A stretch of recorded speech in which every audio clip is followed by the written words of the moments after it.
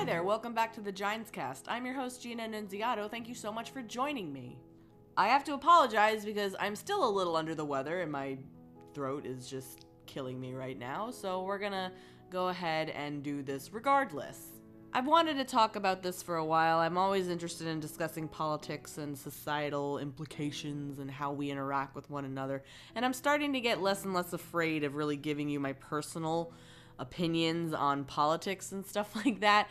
And I've had some other ideas about, critiquing newscasts and things like that. I don't know how ethical that is of me as someone who is a full-time employee at a station to do that, but let me know what you think in the comments, and I would love to know what you think about this podcast. So let's get started with the Ginescast number 18, The State of Red versus Blue.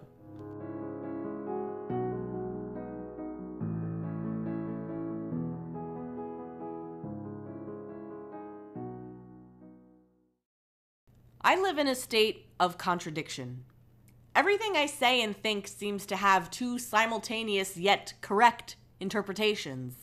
It can be quite maddening to live inside my head, but I haven't felt like face-palming into a pallet of wet cement yet, so I think we're okay for now. A major contradiction that's been irritating me is being a conservative woman living in one of the world's bluest cities, New York City, home of the liberal bubble, where you can't see the stars and ambulance sirens are your wake-up call. A city that, if you can make it here, you probably have some very powerful friends. And no, I'm not disillusioned. What are you talking about? I feel lost a lot of the time, mostly because I'm introverted by nature, but there's a lot of different personalities roaming around this city. And it can be very hard for someone like me to really find a strong and sturdy foothold. It's like I walk around through the streets deep in thought, trying to make sense of everything. I don't cry on the street like I used to, but that's always a good thing.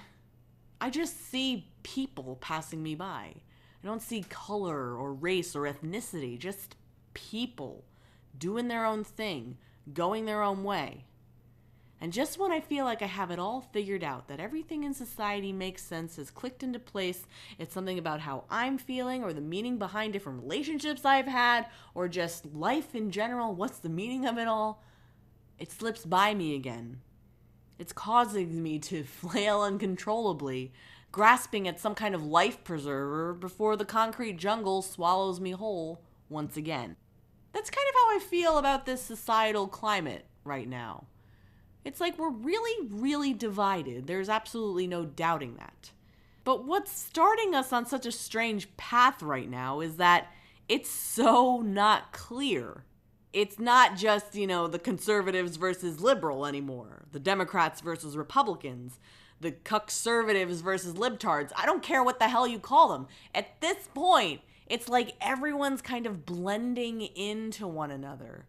Everyone's starting to copy one another in their mannerisms, their activism, these behavioral patterns, and even down to choices of speech.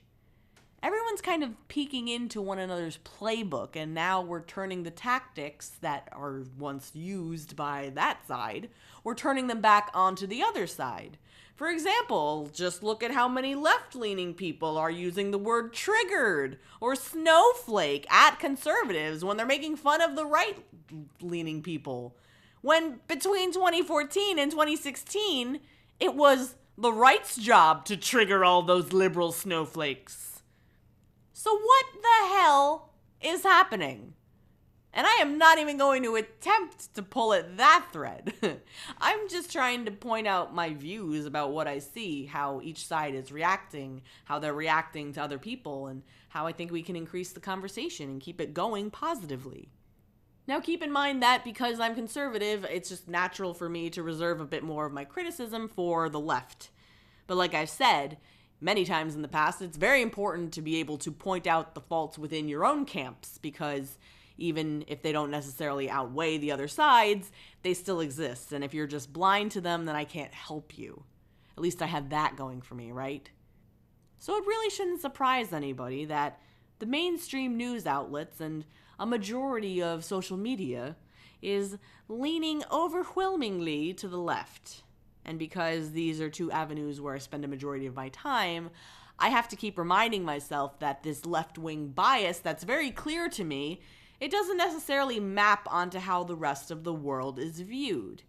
It's really impossible, I think, to delineate if, quote unquote, the world is leaning right or left, because you do live your own reality. If you're left-leaning, you're more than likely going to see all the problems with the right before the left, obviously. And then if you're right-leaning, you're going to see all the problems with the left versus the right. And you're going to be in a place where, oh, I'm going crazy because everybody else is going crazy, right? But on the whole, is the world left or right? Who the hell knows? Like I was saying, what I know is that I see these pockets of left-wingedness, and they just seem to be the loudest among us. They're the ones who get the most play, the ones whose issues I feel like are the most resolved. And unfortunately, in current year 2018, it feels like, to me, that they've lost the plot more than the right has. Obviously, that's just my opinion, because there are very loud conservatives out there. And I think that the problem with them is they've become far too self-serving for me to really care about what good they may bring to the table. That's how it stands now at this moment in time. So I just kind of have to roll my eyes and move along to other things that I think I can actually have a foothold in. It feels like liberals on the whole are the ones who are going to be the first to fight for injustice. Any injustice they see, they're going to go after it, they're going to tackle it head on, and they're going to be able to be victorious over it. And I think that this happens because they're people who are quicker to be inclusive. A liberal can kind of be friends with anybody right off the bat. And I think that these folks are the ones who will accept anyone and everyone, but weed out the dissenters at a later date. But the question remains, who are the people who decide who stays and who goes? This is kind of the open border crowd versus the build the wall crowd.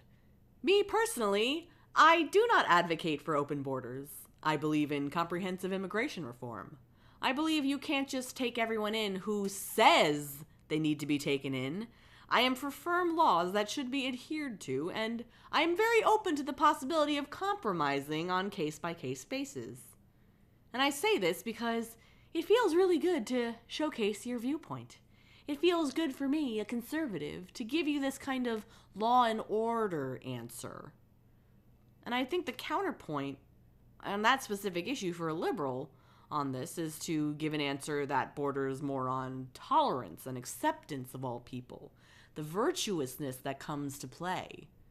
And which side do you think would provide you with the more instant gratification that so many attention seekers seek online? Do you think it's the side that requires you to be strictly pounded into submission, or the side that will give you tummy rubs for saying the right thing? Liberals on the whole, I think, are the more feeling-y of the bunch, and this is what I like, this is what I enjoy. A liberal, I think, will be quicker to explain how they feel about the subject versus a conservative who, for the most part, will rely on statistics and quote-unquote facts to shape their position. That's what annoys me about conservatives, because these feelings that we all have are so important. If we don't acknowledge things that we're feeling, feelings that we have for other people, feelings that we have that may be going against the grain a little bit, how can you ever expect to grow as a person? And this is something that is just funny to me and ironic in some ways, because it kind of makes conservatives put a target on their backs willingly, like they stick the target specifically on themselves. Because a conservative is more likely to attack one of these left-wingers for their feelings first. You'll see that time and time again on Twitter. But they do it while trying to convince everyone else about how strong and steadfast and above feelings that they are. So when there's the inevitable outburst of feelings, as humans tend to have from time to time, this only gives liberals ammunition to use against these staunch conservatives. Whoa, you're all upset that you're getting dogpiled on Twitter? Well, I thought you didn't care about feelings, meh. Therefore, the moral superiority crowd wins again. I will say, though, that I think a conservative who is proven wrong, I think they'll be quicker to say that they're wrong or say where they're messed up and maybe give a sorry, not sorry-ish kind of way that, I can see through the bullshit, but, a lot of people will accept that they have apologized, And I think that conservatives do that more than liberals do. I think you get a lot more doubling down on the left than the right, and I think that happens because, when you move that goalpost long enough, there's technically no way you can be proven wrong. And who wants to be proven wrong all the time? I don't know. Either one party will just give up completely or they block that person and they never have to hear them ever again. And maybe that's something that is just a trait of people who are insecure and really doesn't toe a party line. And I think that that's just interesting to point out nonetheless, because I think it does happen on the left more than it happens on the right. Now, since liberals feel so much, I think that they have a much easier time expressing those feelings. And maybe they get clouded or muddled here and there, but they can at least do it. It's just that too many of the extreme feelers in that group have, like I said before, the loudest voices. These are the filterless. They're filterless and they're fearless. It can be a very deadly combination. They say things that are, to a normal folk, they're just so outlandish, but they hit so many people's ears. You'll get people that staunchly agree, and then others that just can't believe someone's mind vomited up that idea. They don't care if it's good or bad necessarily, because they get what they sought, attention and a drive to what they're saying. But I think they don't necessarily realize that they're kind of unwittingly casting a blanket over fellow liberals who maybe don't even want anything to do with that kind of mindset. You have these blue-collar liberals who do care about people, but also realize that if you carve out smaller and smaller boxes for people to sit in, you're praying for exclusivity for people who in the quote-unquote real world couldn't give a shit. And it's not a pretty picture to paint of all liberals. It's not nice to do that, and it's not fair to them. Unfortunately, it's human nature to sometimes judge people based on guilt by association. And conservatives are crazy if they think they're above doing this too, because you can't tell me you're innocent of painting all liberals based on some bullshit tweet about how all white people are scum. What's happening now is kind of conservatives are becoming just as cringy as the cringiest people they made fun of before the 2016 election. Too many people are at this point being sore winners. And for me, it's frustrating being lumped into that kind of conservative category. And you know what? If I try to complain about it, it feels like I'll probably get called a snowflake from people who literally 2 years ago were crying when their candidate didn't win. Do you see how we're kind of all starting to flip on our own heads? Or is it just me? I can't tell anymore. There's really no rhyme or reason as to why this is happening. It just is. And I sincerely don't know what the last 3.5 months are going to have for us, especially, after the so-called blue wave hits, or red tide. I don't even know anymore. Conservatives, for the most part, I think, see themselves as far more patriotic than liberals. I think at this point, it's one of the more accurate stereotypes out there. That's because conservative values, I think, come from a place of what groundwork was laid in the past to get you to where you are now. It's like God, family, and country. Morality of hard work. And I feel like liberals, with their views, they come from a more default mode. We're all human. We have human rights, the right to exist and feel and be, the right to express and act upon how we feel. These kinds of values are more at the forefront for liberals. And while both values have their positives, it feels weird to argue over which one is more correct. I don't see any way to resolve that, because how can you tell a person that their feelings are incorrect? And how can you tell someone that all their hard work hasn't paid off for them? When we fight each other on morality, which is all we do online, we end up with even more division. But all that divisiveness doesn't really have to be permanent. Sometimes we just have to cool off before we can re-engage with one another. These days, I'm finding it harder for me to engage with conservatives because they seem to be adopting the "you're with us or you're against us" mindset that most liberals tend to have. When you're paying too close attention to the people you want to quote-unquote own all the time, I think it's only natural you're going to pick up on some of their habits, whether consciously or unconsciously. I want to engage with all people regardless of affiliation, and that's just not good enough for some people. I'm cucking myself by doing that. I'm not smart for wanting to talk with the enemy. Well, fuck that. That kind of talking is what turns people off of conservatives in the first place. It only extends the stereotype that they're all backwoods, ignorant hillbillies or whatever, or who want to hear only what they want to. And yet that criticism can be made for liberals too. They're a bit more elite in their thinking, I think, but they can be just as ignorant over what they believe. And because they're much more inclusive, I think the tendency to become mob rule is much greater. It's enough to just simply have numbers rather than have a purpose behind it.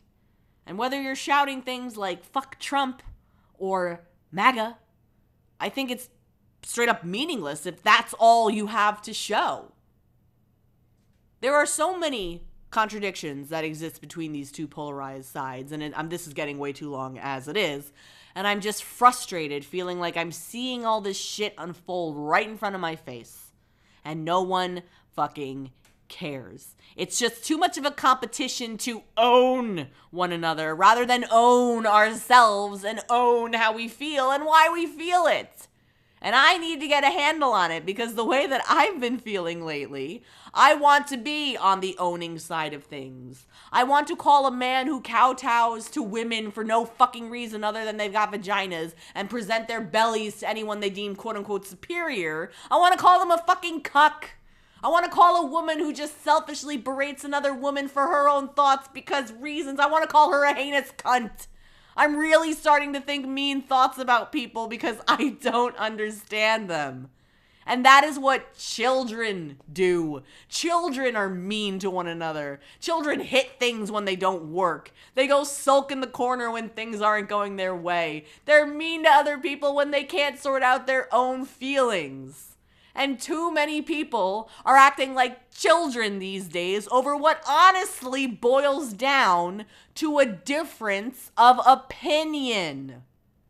We are too focused on the wrongs of our past rather than putting our focus to the hope of the future. If you reserve judgment for one group based on their past indiscretions, then why would you not be prepared to feel that same scrutiny on your side too? I don't know how prepared we are for that yet, because everyone right now, we all got a chip on our shoulder. We all got to stick up our ass. We're in a weirdly fun time for observation, but it's smack dab in the middle of no fun zone USA. And the worst thing I can do for myself is be angry about it. I am trying so hard not to let it get to me. And I can slowly but surely feel those layers starting to peel away. I'm getting to a point where I'm no longer afraid to call myself conservative or really let you know what I think about the heavier issues in the world. Not things like a dumb screamo band that no one cares about. That's an easy target for me. The real conversation we're having right now, that's what I want to talk about because it's never gonna stop. We've got another 6 years, most likely, of Trump, sorry not sorry, and the world as we know it will never stop changing, even when he's out of office. Red or blue, black or white, up or down, light or dark, all of that is starting to kind of matter less and less. We're in what the markets refer to as correction territory now. As we go forward, we're going to see what works. And we're going to see what doesn't. And when we do that, we'll know, hopefully, what it takes to be happy, prosperous people who've grown up enough to know how to get along. The correct things are going to float to the surface, and they're going to be laid out right in front of us to see. And I hope that when we see what's left, we'll be able to figure out what's right. Thank you so much for listening to this episode of the Ginescast. I feel like such a loser sometimes when I start yelling into my microphone, but they're thoughts that I gotta get out, and I'm gonna keep doing it regardless. I know I want to do more interviews, but I'm not quite ready to put a pin in it yet. I have an idea that I would like to interview people from all different political spectrums. So if you want to be interviewed by me and have a little discussion about, politics in this day and age, you can be from basically anywhere in the world. I don't care. Just feel free to email me and we'll figure something out along the way. I gotta play things a little bit fast and loose right now because I promised you content and I'm delivering the content, I hope. And we just got to get this channel, find a center for this channel right now. I do really like the idea of playing out a video clip of maybe a news segment and just giving you my honest opinion about it. I like that idea. Maybe we'll do it in a live stream and we'll see how it goes. I don't know yet, but I thank you so much for hanging with me while I figure it all out. The Ginescast comes out every Wednesday at 1 p.m. Eastern Standard Time. If you like this video, please give it a thumbs up, leave me a comment below to let me know what you think. Please subscribe to this new channel and share this with someone that you think might like it. If you want more from me, you can follow me on Twitter, Gab, Twitch, and Instagram at HelloGines, or shoot me an email at gina.annunziato@gmail.com. Thank you so much for listening to this episode of the Ginescast. I'm your host, Gina Annunziato, and I'll see you next time. Take care.